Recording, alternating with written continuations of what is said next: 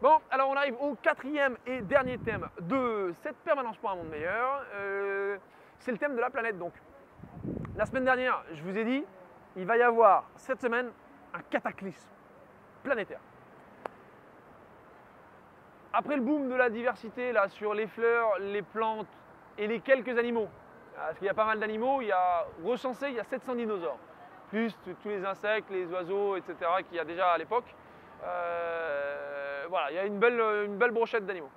Mais tout ça, les dinosaures, ils ne sont pas amenés à rester, parce que sinon ils seraient là. Mais non, ils ne sont pas là, donc ils ne sont pas amenés à rester. Qu'est-ce qui va faire qu'ils disparaissent? Ils ont disparu parce qu'il y a un moment, il y a 65 millions d'années, une météorite, un météorite ou une météorite, je ne sais jamais. Bon, une météorite est rentrée dans l'atmosphère, une météorite de 15 km d'envergure.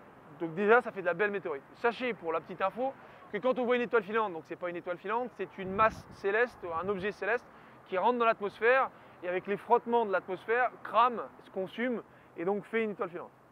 Et quand ça rentre dans l'atmosphère, donc ce qu'on voit, là, cette étoile, c'est généralement de la taille d'une bagnole. Donc vous imaginez 15 km d'envergure ou de diamètre, je sais pas, et qui s'éclate, elle percute au niveau du Mexique. Vous savez, le Mexique, il est là, et du côté de l'océan Pacifique, sur la côte du Mexique. Là, il y a 15 km, on voit un cercle de 15 km, un cratère de cet impact-là. Ce que ça a causé comme dégâts, c'est assez colossal. C'est l'équivalent de je ne sais plus combien de millions de bombes d'Hiroshima, donc ça a fait un cataclysme. Ça a monté la température, okay, autour de 200 degrés, des gaz se sont dégagés, des pluies acides. Et alors là, donc les dinosaures sont morts, beaucoup de choses sont mortes, beaucoup de plantes sont mortes, etc. Mais il y a un truc qui est essentiel, c'est que je vous ai parlé de la graine il n'y a pas très longtemps. Et donc la graine, elle résiste. Elle ne germe que dans les bonnes conditions. Donc s'il y a des pluies acides, s'il y a ceci, s'il y a cela, pas trop chaud, trop froid, et autres, elle ne germe pas.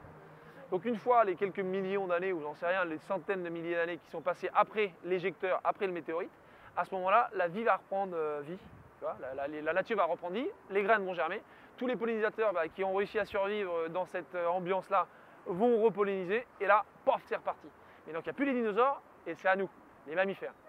Donc les mammifères qui sont là, ils vont commencer à manger dans les fruits, et voilà, et puis c'est reparti. On est donc 65 millions d'années. Donc on va continuer la semaine prochaine un peu plus en détail ce thème-là. Et puis je vous retrouve tout de suite pour la conclusion. Non, je vais faire la conclusion tout de suite. Bon, bah donc j'ai pas vu grand monde. J'avais peut-être les panneaux, c'est peut-être pour ça qu'il n'y avait pas grand monde. Mais voilà, belle permanence. J'ai pas eu trop de pluie, j'aurais aimé peut-être en avoir un peu plus, ça aurait été plus marrant. Et je vais rentrer, donc merci à tous. Si vous avez des commentaires, n'hésitez pas. Et puis on se retrouve donc la semaine prochaine pour une nouvelle permanence pour un monde meilleur. Allez, ciao d'ici là, à bientôt. Ciao.